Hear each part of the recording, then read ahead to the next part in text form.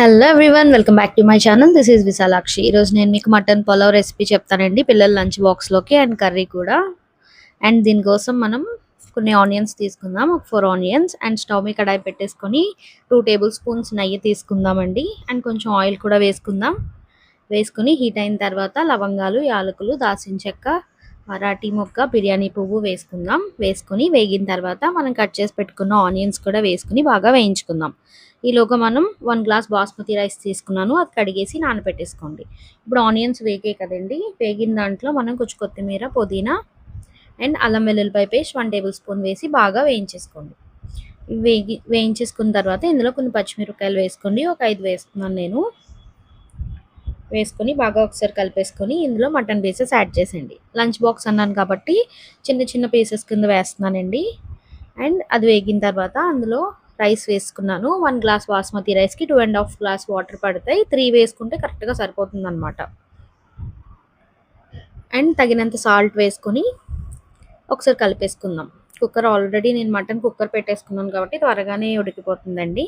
చూడండి, చిన్న పలుకుంది. ఈ టైంలో నేను మిక్సీ చేసిన పౌడర్ వేసుకుంటాను, మసాలా పౌడర్, దాల్చిన చెక్క, లవంగాలు, యాలకుల పౌడర్ అండి. వేసుకుని మూత పెట్టేసుకుంటే మన బిర్యానీ రెడీ అయిపోయినట్టే, పులావ్ రెడీ అయిపోయినట్టే.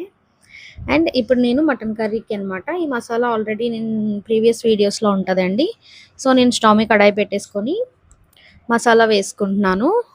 ఆనియన్, అల్లం వెల్లుల్లి, దాల్చిన చెక్క, లవంగాలు, ఈ పేస్టేనండి. అది బాగా వేయించేసుకోండి. 2 పచ్చిమిరపకాయలు వేసుకొని పచ్చివాసన పోయేంత వరకు వేయించేసుకోండి. వేయించేసుకున్న తర్వాత మన కలర్ చేంజ్ అయింది చూసారా, ఈ టైంలో మనం మటన్ యాడ్ చేసుకుందాం. మటన్ యాడ్ చేసేసుకొని ఒకసారి బాగా మిక్స్ చేసుకోండి. బాగా మిక్స్ చేసుకొని మసాలా పట్టుకునే వరకు ఇందులో కొంచెం పసుపు, కొంచెం కారం, తగినంత సాల్ట్ వేసుకొని మళ్ళీ ఒకసారి బాగా కలిపేసుకోండి. ఇలా కలిపేసుకున్న తర్వాత చూస్తున్నారు కదా, మసాలా అంతా బాగా పట్టింది, కారం కూడా పచ్చి స్మెల్ పోయింది. ఈ టైంలో మనం వాటర్ యాడ్ చేసేద్దాం, గ్రేవీ వస్తుంది మనకి. సో ఈ టైంలో మనం వాటర్ యాడ్ చేసుకొని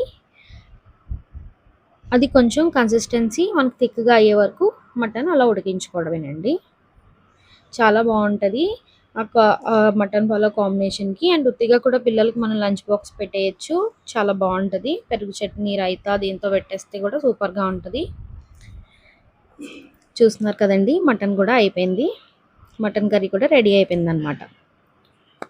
ఒకసారి ఇలా చేసి పెట్టండి, పిల్లలు చాలా హ్యాపీగా తింటారు. మీకు కూడా ఈ వీడియో నచ్చినట్లయితే please like, share and subscribe my channel అండి.